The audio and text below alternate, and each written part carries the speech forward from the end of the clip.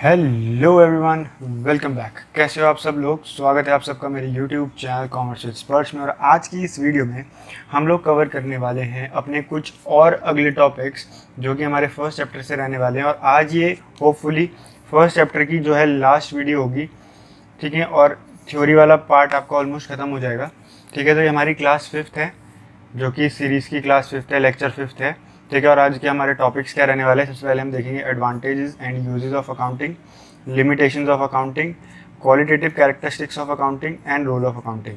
थोड़े से बोलूँ तो अनइम्पॉर्टेंट टॉपिक ही हैं, बट या आपकी अंडरस्टैंडिंग के लिए दे आर वेरी इंपॉर्टेंट कि आप अकाउंटिंग के बारे में थोड़ा और जान पाएंगे। जितना भी थ्योरी अभी तक हमने पढ़ा है, ये सारे पॉइंट्स भी वहीं कहीं से रिलेट करते हैं, बहुत सिमिलर लगेंगे आपको।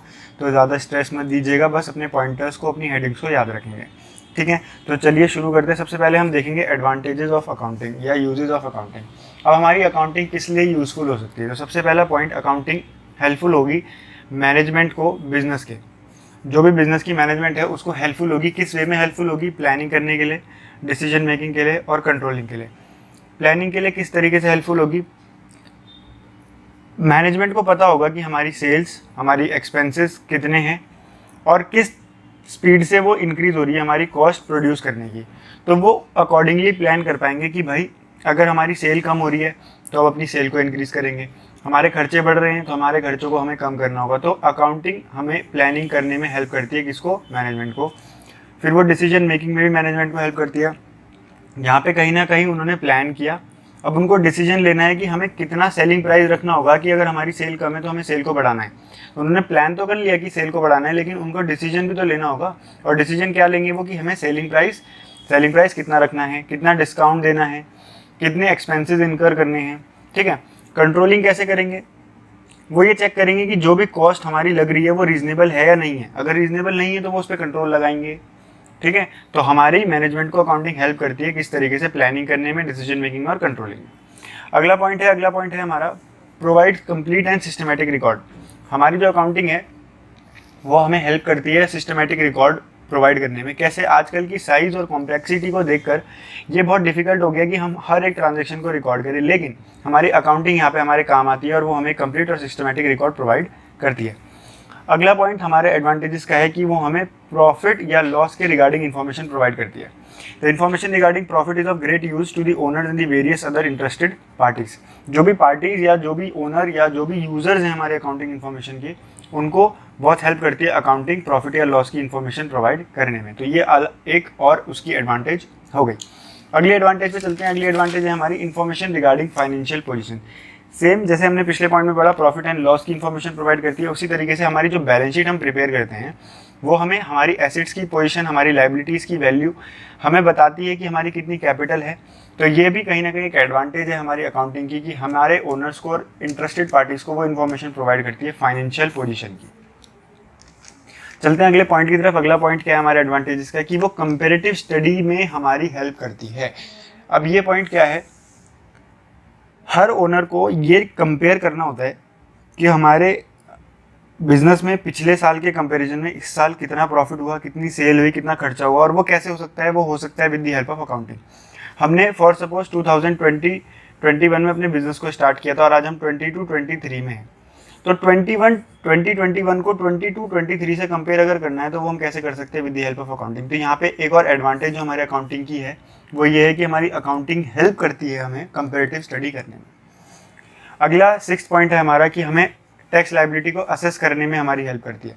हम अकाउंटिंग करते हैं, प्रॉफिट निकालते हैं, परचेज सेल करते हैं, सारी ट्रांजैक्शन रिकॉर्ड करते हैं। तो जब भी हम जीएसटी और इनकम टैक्स में असेस किए जाते हैं, असेस करना मतलब जब भी हमारी गवर्नमेंट हमारा टेस्ट करती है, हमारी चेकिंग करती है कि हमारा कितना टैक्स बनता है, उस टाइम पे हमारी अकाउंटिंग हमारी हेल्प करती है। तो अकाउंटिंग की एक और एडवांटेज क्या है कि वो हमें इनकम टैक्स और जीएसटी के असेसमेंट के टाइम हेल्प करती है। अगर फॉर सपोज कोई लीगल मैटर हो गया हमारा, और लीगल मैटर में अगर हमें कोर्ट के सामने कुछ प्रूफ करना है, तो अगर हमने अकाउंटिंग प्रॉपर तरीके से करी है, सपोर्टेड डॉक्यूमेंट्स वहाँ पे लगाए हैं, तो वो एक एविडेंस की तरह हमारे लिए काम करती है इन दी कोर्ट। तो अगली एडवांटेज हमारा 7th पॉइंट क्या है? It acts as an evidence in the legal matter. 8th point क्या है? कि वो फैसिलिटेट करती है बिजनेस के सेल के टाइम।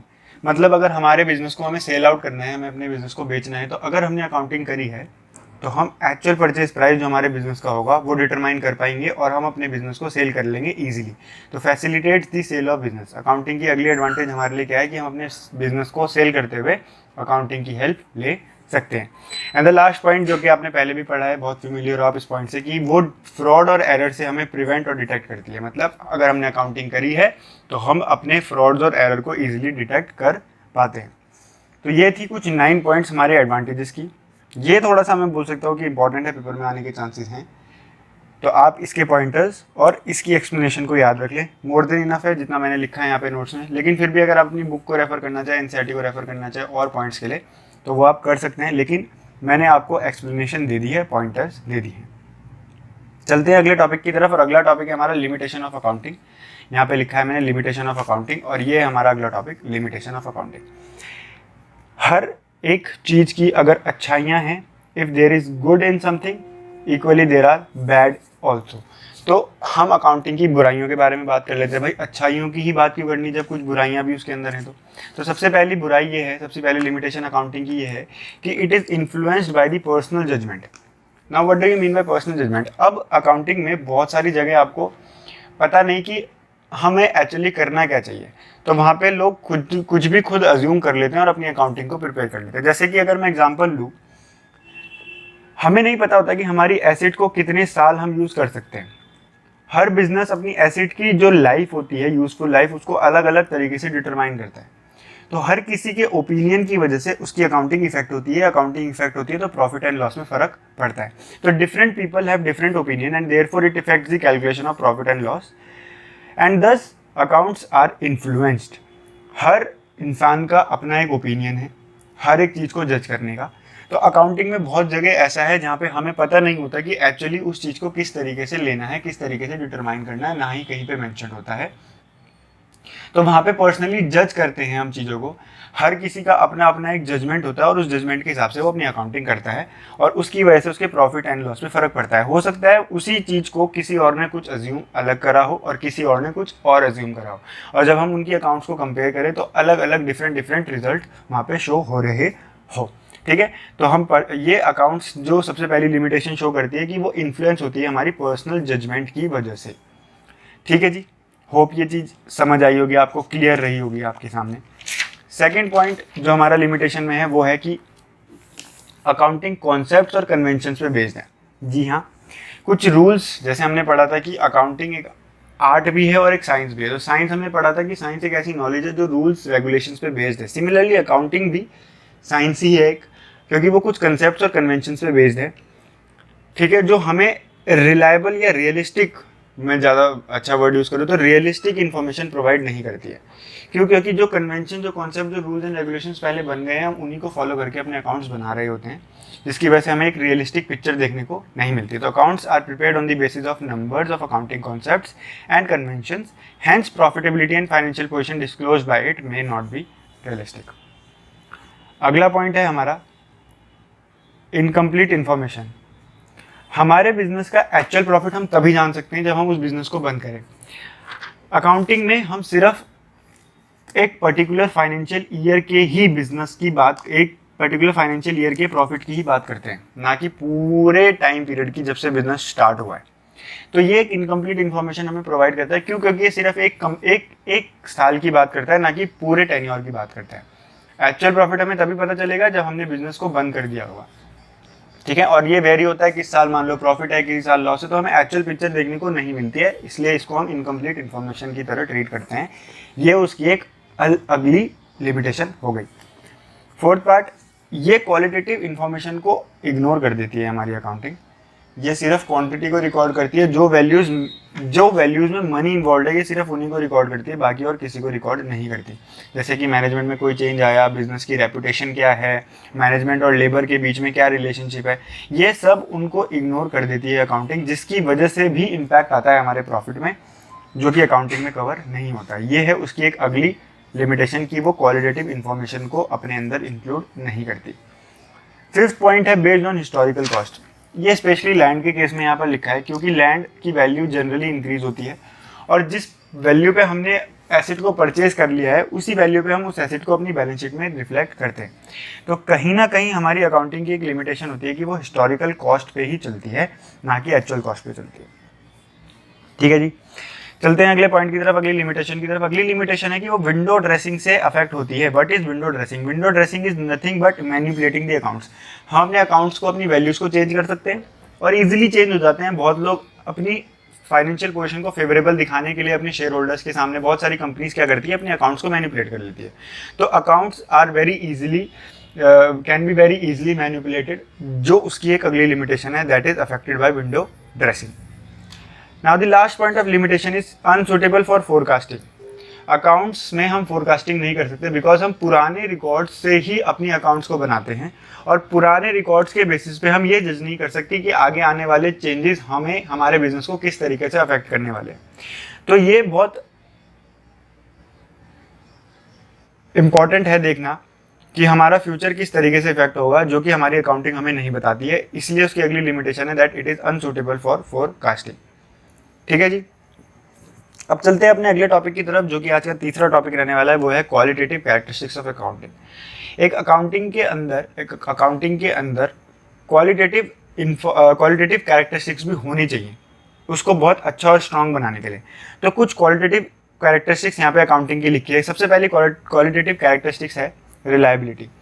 अकाउंटिंग इंफॉर्मेशन रिलायबल होनी ही चाहिए। अकाउंटिंग इंफॉर्मेशन हमारी रिलायबल होनी ही चाहिए। और वो रिलायबल कैसे हो सकती है? सोर्स डॉक्यूमेंट की हेल्प से। जो भी ट्रांजैक्शन हम रिकॉर्ड करें उसके साथ अगर हम उसका सोर्स डॉक्यूमेंट अटैच कर दें तो वो वेरीफाइबल और फैक्ट्स के ऊपर बेस्ड हो जाएगी और वो बहुत ज़्यादा रिलायबल मानी जाएगी। जैसे कि अगर हमने लैंड परचेस करी, और बहुत सारी इन्फॉर्मेशन ऐसी होती है जो कि रिलायबल होती है और जो कि रिलायबल नहीं होती है।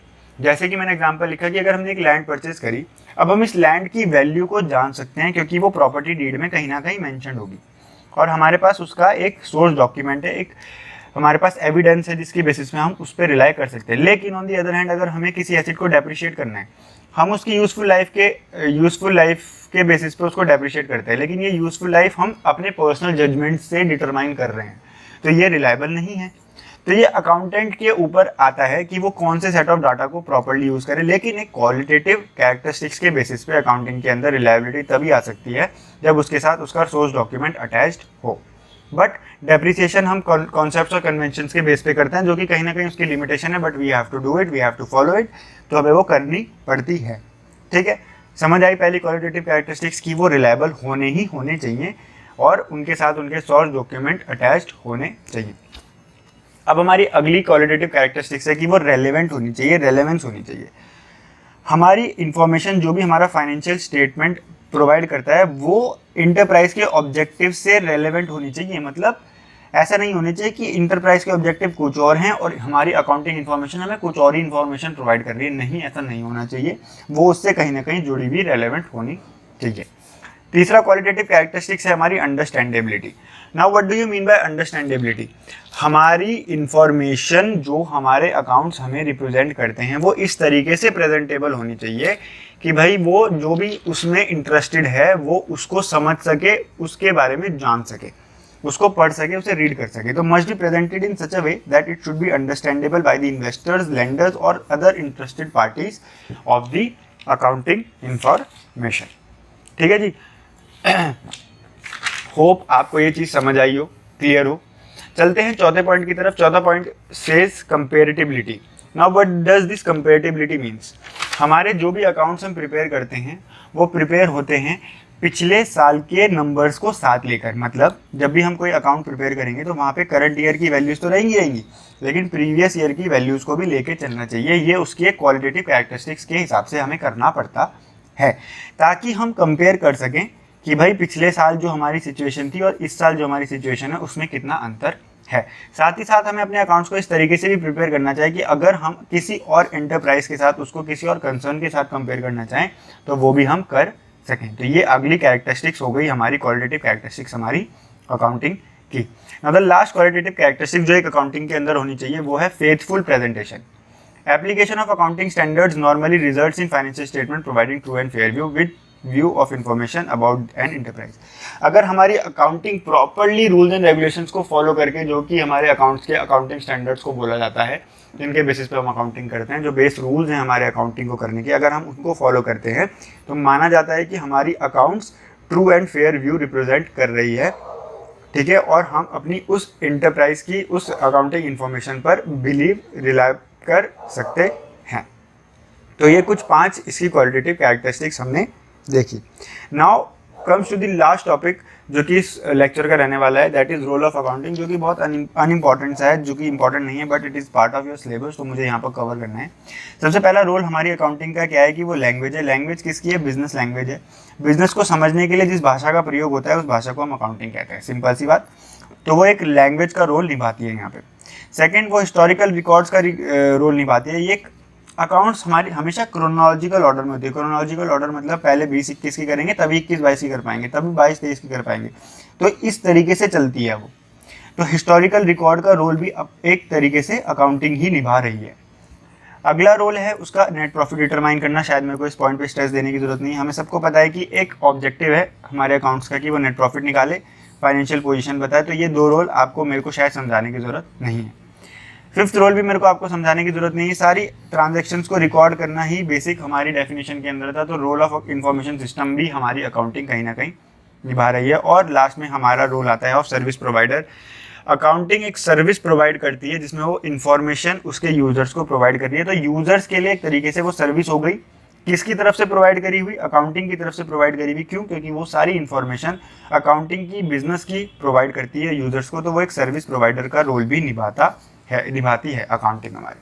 तो this is not very important from exam point of view, but it is part of your syllabus, तो you have to study, you have to read. तो आप ये पॉइंटर्स याद करके एक्सप्लेन कर सकते हो if you are good in making sentences of English, ठीक है। तो आज हमने कितने टॉपिक कवर करे? अगर मैं फाइनली रिकैप करूँ तो वी कवर्ड अराउंड 4 टॉपिक्स, जिसमें हमने एडवांटेजेस पढ़ी, जिसमें हमने लिमिटेशंस देखी, जिसमें हमने क्वालिटेटिव कैरेक्टरिस्टिक्स देखी, जिसमें हमने रोल देखी। तो पहले 2 टॉपिक आई से कि इंपॉर्टेंट है, कहीं ना कहीं आ सकते हैं आपके एग्जाम में, but these 2 topics are not that relevant, not that important from exam point of view. But हाँ, MCQ में कहीं ना कहीं CBSE ने अगर डिफिकल्ट बनाना चाहा तो वो पूछ लेगा। तो आपने पढ़ लिया है, इस लेक्चर में कवर कर लिया है, तो आपको इतनी डिफिकल्टी इसमें नहीं होगी, ठीक है।